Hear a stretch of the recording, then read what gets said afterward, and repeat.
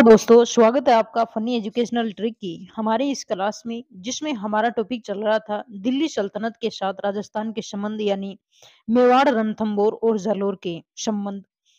जिसमें हमने दिल्ली सल्तनत के साथ मेवाड़ के संबंध पढ़ लिए थे, जिसमें हमारे 3 शासक आते हैं फर्स्ट ग्रेड में, रतन सिंह, जैतर सिंह और सांगा। ये तो मेवाड़ वाले शासक थे। आज हम बात करेंगे रणथंभौर में। तो रणथंभौर में एक शासक था, राणा हमीर, यानी राजा हमीरदेव चौहान, जिन्होंने दिल्ली के साथ में है वो युद्ध किए थे। तो पहले मैं आपको बता दूं कि हमने डेली 10-12 मिनट की क्लास में हम फर्स्ट ग्रेड की लक्ष्य बुक पढ़ते हैं, जिनमें हमारे इंडियन हिस्ट्री हो चुकी है और हमने राजस्थान हिस्ट्री शुरू कर रखी है, जिसमें हमारे टॉपिक वाइज है वो सिलेबस हमारा चल रहा है। और इसी तरह हम टोटल लक्ष्य बुक को याद करेंगे, यानी पूरी लक्ष्य बुक को हम कवर करेंगे। और आज की हमारी ये 8वीं क्लास होने वाली है राजस्थान हिस्ट्री की। आज की हम क्लास में जो राजा हमीरदेव चौहान है, उनका टोटल जो चैप्टर है वो हम क्लोज कर लेंगे। ठीक है ना? जो सभी कॉम्पिटिटिव एग्जाम में हमारे काम आएगा। तो आप वीडियो में लास्ट तक बने रहें। तो ये लक्ष्य बुक में दिया हुआ हमारा टॉपिक है रणथंभौर के चौहान व दिल्ली सल्तनत, जिसमें जिक्र किया हुआ है हमीरदेव चौहान का। ठीक है ना? हमीरदेव चौहान का जिक्र किया हुआ है। तो पहले हम ये चैप्टर बाद में पढ़ेंगे। पहले हम हमीरदेव चौहान का जो इम्पोर्टेंट फैक्ट है, युद्ध किस प्रकार से किए, वो मैप के थ्रू हम याद करेंगे। हमीरदेव चौहान चौहान वंश के अंतिम शासक थे। ठीक है ना? राजस्थान में चौहान वंश के अंतिम जो शासक रहे थे वो हमीरदेव चौहान रहे थे। हमीरदेव अपने हट के लिए जाने जाते थे, यानी हमीर, इसी हट के कारण इसे दिल्ली सल्तनत है, उनसे युद्ध करने पड़े थे। तो हम बात करते हैं दिल्ली सल्तनत से हमीर के संबंध किस प्रकार से और कौन से युद्ध किस शासक के साथ में रहे। तो इनके शासनकाल में 2 शासक दिल्ली सल्तनत में रहे थे। ये यहाँ पे हमारा राजस्थान, और यहाँ पे शासन था रणथंभौर में हमीर का। ठीक है ना? और ये यहाँ पे दिल्ली सल्तनत, 2 शासक रहे थे। एक तो था जलालुद्दीन खिलजी और दूसरा था अलाउद्दीन खिलजी, यानी 2 शासकों ने हमीर पे आक्रमण किए थे। जिसमें हम प्रथम जलालुद्दीन खिलजी की बात करें, तो जलालुद्दीन खिलजी ने सबसे पहले 1290 में आक्रमण किया था जाहिन के दुर्ग पर, और इसने जाहिन का दुर्ग जीत लिया था। ये जो जाहिन का दुर्ग है, इसे रणथंभौर दुर्ग की कुंजी भी कहते हैं। यानी रणथंभौर को अगर जीतना है तो पहले जाहिन दुर्ग को जीतना अनिवार्य था। तो जलालुद्दीन खिलजी ने 1290 में जाहिन के दुर्ग को जीत लिया और आगे किस तरफ चल पड़ा? रणथंभौर की तरफ चल पड़ा। लेकिन जो हमीर की सेना है, वो जलालुद्दीन खिलजी के पांव उखेड़ देती है और ये हार के वापस चला जाता है। जलालुद्दीन खिलजी के काफी युद्धों के बाद में जलालुद्दीन खिलजी है वो हार कर युद्ध कर देना बंद कर देता है रणथंभौर पे, और ये टिप्पणी करता है कि ऐसे दुर्ग को मैं मुसलमान के एक बाल के बराबर भी नहीं समझता। तो इन कोशिशों के बीच में जलालुद्दीन खिलजी का जो दामाद है अलाउद्दीन खिलजी, वो आता है और जलालुद्दीन खिलजी की हत्या कर देता है। तो दिल्ली सल्तनत का तख्ता पलट जाता है और यहाँ का शासक बन जाता है अलाउद्दीन खिलजी, जो बेहद ही महत्वाकांक्षी था। अब युद्ध होते हैं अलाउद्दीन और हमीर के बीच में। अब ये यहाँ पे शासन कर रहा दिल्ली में कौन? अलाउद्दीन खिलजी, और यहाँ पे हमारा हमीर। ठीक है ना? अलाउद्दीन खिलजी आक्रमण करता है 1299 में, जैन के दुर्ग पर आक्रमण करता है अलाउद्दीन खिलजी 1299 में, और जैन दुर्ग पर अलाउद्दीन खिलजी भी है वो अधिकार कर लेता है। जो सेना भेजता है उनमें सेनापति होते हैं इनके उलुग खां और नुसरत खां। मोस्ट इंपोर्टेंट नाम आते हैं उलुग खां और नुसरत खां। उलुग खां प्लस नुसरत खां। ये जो नुसरत खां है, ये युद्ध में मारा जाता है। नुसरत खां कैसे मारा जाता है? नुसरत खां रुखसत हो जाता है। कैसे याद करेंगे हम? नुसरत को रुखसत से याद करेंगे, यानी नुसरत खां ऊपर चला गया। नुसरत खां इस युद्ध में मारा जाता है। यानी अलाउद्दीन खिलजी की तरफ से 2 मोस्ट इंपोर्टेंट सेनापति आते हैं, उलुग खां, नुसरत खां। और यहाँ से जो हमीर है वो अपने सेनापति भेजता है, उनके नाम थे भीम सिंह और धर्म सिंह। ठीक है ना? यानी दोनों सिंह थे, भीम सिंह और धर्म सिंह। जब अलाउद्दीन खिलजी आक्रमण करता है तो हमीरदेव चौहान यहाँ पे मौन रहने वाला कुछ यज्ञ करवा रहा था, यानी मुनिव्रत में था, वो कोटियाजन यज्ञ करवा रहा था। तो इसने अपने 2 सेनापति भीम सिंह और धर्म सिंह को वहां पे भेजा, और ये सभी लोग इनको हरा के वापिस आ रहे थे रणथंभौर की तरफ। जब भीम सिंह रास्ते में था, यानी धर्म सिंह अमीरदेव के पास में पहुंच जाता है दुर्ग में, जब भीम सिंह आ रहा था वापिस रणथंभौर में, तो यहाँ से एक पीछे से अलाउद्दीन खिलजी का सेनापति का नाम था अल्लप खां। क्या नाम था? अल्लप खां। अल्लप खां ने इसके क्या किया? पीठ पे वार किया। अल्लप खां ने पीछे से वार करता है इनकी सेना पे, जिसमें भीम सिंह मारा जाता है। यानी मुसलमानों का अलाउद्दीन खिलजी का एक सेनापति मारा गया नुसरत खां, और हमीर का एक सेनापति मारा गया भीम सिंह। इतना युद्ध होने के बाद में जो तुर्की सेना है अलाउद्दीन की, वो यहाँ पे दुर्ग के चारों तरफ घेरा डाल लेती है। और जब अलाउद्दीन खिलजी को ये समाचार का पता चला कि यहाँ पे हमारा सेनापति नुसरत खां मारा गया है और उलग खां भी युद्ध से पीछे हट गया है, तो अलाउद्दीन खिलजी खुद आता है रणथंभौर पे आक्रमण करने के लिए। और यहाँ पे रणथंभौर के किले पे पत्थर बरसाए जाते हैं। पत्थर जो बरसाए जाते हैं वो यंत्रों के नाम थे यहाँ पे पासीब। एक का नाम था पासीब और दूसरे का नाम था गरगच। यानी इस प्रकार से इन यंत्रों के द्वारा पत्थर बरसाए जाते हैं रणथंभौर दुर्ग पे। लेकिन फिर भी काफ़ी उपायों के बाद में भी अलाउद्दीन खिलजी जो है वो दुर्ग में अंदर प्रवेश नहीं कर पाता है। तो अलाउद्दीन खिलजी छल-कपट का सहारा लेता है यहाँ पे, क्योंकि राजपूती सेना को सामने से हराना बहुत ज़्यादा मुश्किल था, हमीर की सेना को। तो अलाउद्दीन खिलजी दोबारा एक रणनीति अपनाता है। यहाँ पे हमीर के सेनापति थे रणमल और रतिपाल, ठीक है ना? रणमल और रतिपाल को प्रलोभन देता है अलाउद्दीन खिलजी, अपने खेमे में बुलाकर सुलह की नीति के लिए अपनी ओर मिला लेता है। और रणमल और रतिपाल के थ्रू जो जो रणथंभौर दुर्ग है उसके पानी में गाय का रक्त और मांस मिलवा देता है। तो इस प्रकार से जो रणथंभौर की सेना है, जो रणथंभौर के अंदर के लोग हैं वो भूखे मरने लग जाते हैं। दुर्ग में रसद सामग्री खत्म हो जाती है और पीने के लिए पानी भी नहीं रहता है। तो मजबूरन दुर्ग के सभी गेट हैं वो खोलने पड़ते हैं रणमल और रतिपाल के धोखे देने के कारण, ठीक है ना? तो यहाँ पे दुर्ग के गेट खोले जाते हैं, हमीर केसरिया करते हैं और जो हमीरदेव की पत्नी थी, यानी रानी रंगदे, ठीक है ना? रानी रंगदे और इनकी बेटी का नाम था देवल दे। राजकुमारी कौन थी? देवल दे और रंग दे। तो ये राजस्थान का प्रथम शाखा करते हैं, रंग देवी और देवल दे। इस प्रकार हमीरदेव वीरगति को प्राप्त होते हैं और 11 जुलाई 1301 में रणथंभौर पे अधिकार हो जाता है अलाउद्दीन खिलजी का। यानी जो मुगलिया सल्तनत काफी सालों से लगी हुई थी, हमीर ने अपने जीवन में कुल 17 युद्ध लड़े थे, जिनमें वो 16 में विजयी रहा था, ठीक है ना? तो 11 जुलाई 1301 को ये जो मुगल सल्तनत है वो जीत जाती है। इतनी मशक्कत करने के बाद में जब इस सल्तनत की जीत होती है तो इनके साथ में अलाउद्दीन खिलजी के साथ में रहते थे अमीर खुसरो। यहाँ पे अमीर खुसरो आया हुआ था, महान इतिहासकार अमीर खुसरो। तो खुसरो ने खुश होके क्या बोला कि आज जो कुफ्र का घर है, यानी कुफ्र का घर किसे, जो यहाँ पे राजपूत शासन चल रहा था, यानी जो कुफ्र का घर है वो आज इस्लाम का गढ़ हो गया। कहने का मतलब ये कि आज ये इस्लाम का घर हो गया, यानी यहाँ पे इस्लाम की सत्ता आ गई। ये टिप्पणी की गई अमीर खुसरो के द्वारा। क्वेश्चन ये भी आता है कि जब अलाउद्दीन खिलजी ने रणथंभौर पे आक्रमण किया तो कौन सा इतिहासकार अलाउद्दीन खिलजी के साथ में था? तो अमीर खुसरो था।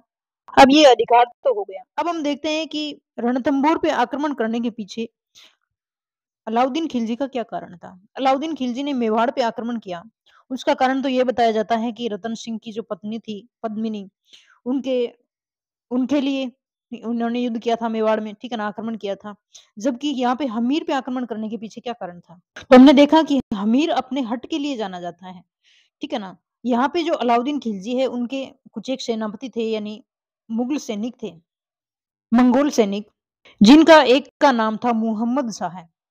एक का नाम क्या था? मुहम्मद शाह। दूसरे का नाम था इल्कच, एक था कमरू और एक था बर्क। इसमें मोस्ट इम्पोर्टेंट आता है मोहम्मद शाह। मोहम्मद शाह अलाउद्दीन खिलजी के दरबार से भाग के यहाँ पे हमीर के पास में शरण आ जाता है और हमीरदेव ये मानते थे कि शरणागत की रक्षा करनी चाहिए, यानी मेरी शरण में ये तो आ गया, ठीक है ना? अब मैं इसकी रक्षा करूंगी। अलाउद्दीन खिलजी के बार-बार मांगने के बाद में, यानी बार-बार बोलने के बाद कि आप है ना मोहम्मद शाह को वापस भेज दीजिए, लेकिन हमीरदेव चौहान इसको नहीं भेजता है। और इसी हट के कारण, यानी इसी हमीर के हट के कारण जो राजपूताना शासन है वो बाद में पलटा जाता है। अब एक कारण तो ये हो गया कि इसने मोहम्मद शाह को सुपुर्द नहीं किया अलाउद्दीन खिलजी के पास में, ठीक है ना? दूसरा ये कि हमीरदेव चौहान राज कर नहीं देता था यहाँ पे, यानी जो दिल्ली सल्तनत चल रही थी, राजपूताना जो दिल्ली के अधीन चल रहा था, उसमें ये कर नहीं देता था हमीर, ठीक है ना? तीसरी बात ये आती है कि अलाउद्दीन संपूर्ण भारत को जीतना चाहता था। उसकी ये भी एक महत्वाकांक्षा थी, ठीक है ना? तो ये बातें थी युद्धों की। हमीरदेव जो चौहान ने जितने भी युद्ध किए थे उनकी बातें थी। यानी इनके काल में दिल्ली सल्तनत के 2 शासक थे, पहले जलालुद्दीन और फिर अलाउद्दीन खिलजी, ठीक है ना? और यहाँ पे हमीर ने दिग्विजय की नीति अपनाई थी और कोटियाज़ा ने यज्ञ भी करवाया था। जब कोटियाज़ा ने यज्ञ करवाया जाता है, जब उन्होंने मुनिव्रत धारण किया हुआ था और तभी अलाउद्दीन खिलजी क्या करता है, आक्रमण करता है और अपने दोनों सेनापति धर्मपाल और धर्म सिंह और भीम सिंह को हमीर भेजता है युद्ध में, ठीक है ना? और अब हम वो चैप्टर पढ़ते हैं जो लक्ष्य बुक में दिया हुआ है। रणथंभौर की चौहान दिल्ली सल्तनत।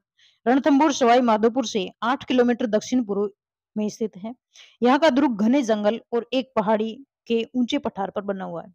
13वीं सदी में यहाँ चौहान वंश का शासन था।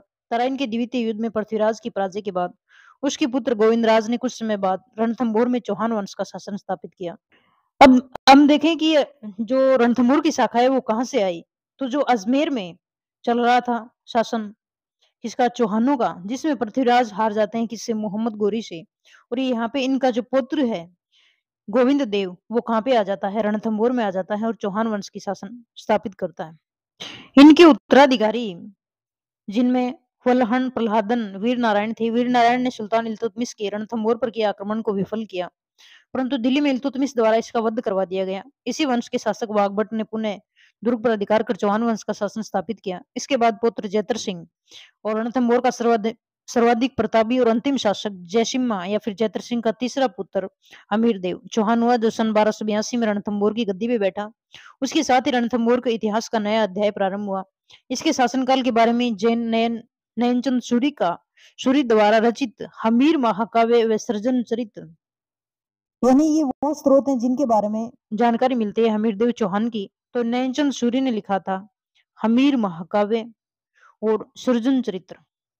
जोधराज ने लिखा था हमीर रासो और चंद्रशेखर ने लिखा था हमीर हट और व्यास पांडव ने लिखा था हमीर रायन और अमीर खुसरो और जियाउद्दीन बरनी द्वारा रचित ग्रंथों में भी इनकी जानकारी मिलती है। अब हम देखें जलालुद्दीन खिलजी के साथ में युद्ध। तो हमीर की दिग्विजयों से तत्कालीन दिल्ली सुल्तान जलालुद्दीन खिलजी चिंतित हो गया था। उसने इसे अधीन करने हेतु 1290 में जाहिन के दुर्ग पर अधिकार किया।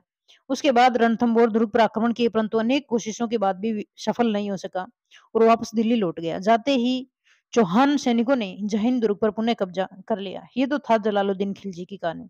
अब आती है अलाउद्दीन खिलजी। 1296 ईस्वी में अपने चाचा जलालुद्दीन की हत्या करवाने के बाद अलाउद्दीन खिलजी दिल्ली का सुल्तान बना। अत्यंत महत्वाकांक्षी होने के कारण संपूर्ण भारत पर अपना शासन स्थापित करने की इच्छा रखता था। हमीरदेव की बढ़ती शक्ति को सहन नहीं कर सका और रणथंभौर पर अपने आधिपत्य की रणनीति बनाने लगा। इसने इन्हीं मंसूबों को शीघ्र पूरा करने का अवसर मिल गया जब उनके विद्रोही मंगोल सेनानायक मोहम्मद शाह, मेहमा शाह भी नाम है इसका, इल्चक कमरू और बर्क को हमीरदेव ने अपने यहाँ शरण दी और सुल्तान के उसको वापस मांगने पर देने से इनकार कर दी। अलाउद्दीन ने 1299 में सेनानायक उलुग खां और नुसरत खां के नेतृत्व में विशाल सेना भेजी, जिसने सर्वप्रथम जहाइन दुर्ग पर अधिकार किया। इसके बाद मुस्लिम सेना रणथंभौर की तरफ रवाना हुई। हमीरदेव ने अपने दो सेनानायक भीम सिंह और धर्म सिंह के नेतृत्व में अपनी सेना जहाइन की ओर भेजी। वह स्वयं उस समय कोटियाजन को पूर्ण करने मुनिवर्त में था। चौहान सेना ने भीषण आक्रमण कर उन्हें तुर्की सेना को पीछे भागने पर विवश कर दिया। उससे लूट का माल एसबाब भी छीन लिया।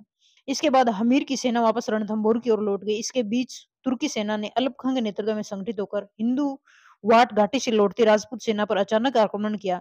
इस युद्ध में सेनापति भीम सिंह है वो वीरगति को प्राप्त हुए।